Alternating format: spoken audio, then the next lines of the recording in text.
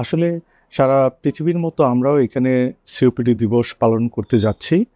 Bangabandhu Sheikh Mujib medical বিশ্ববিদ্যালয়ের respiratory মেডিসিনের পক্ষ থেকে আমরা এই দিবস উপলক্ষে একটা সেমিনারের আয়োজন করেছি।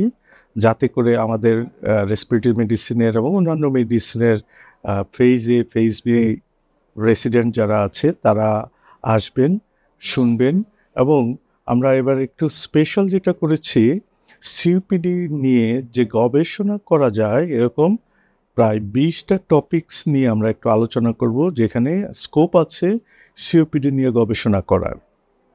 এছাড়া অন্যান্য বছর আমরা র্যালি করি, বেলুন, পায়রা। আমরা জানি যে বর্তমানে বাংলাদেশ একটা ট্রানজিশনের মধ্য দিয়ে যাচ্ছে। সেহেতু এবছর আমরা সেই আনুষ্ঠানিকতা অথবা যে উৎসব উল্লাস সেটা আমরা করছি না। কিন্তু আমরা এটুকুন অন্তত জারি রাখছি যাতে করে এই সিওপিডি সম্পর্কে সাধারণ মানুষকে জানাতে পারি।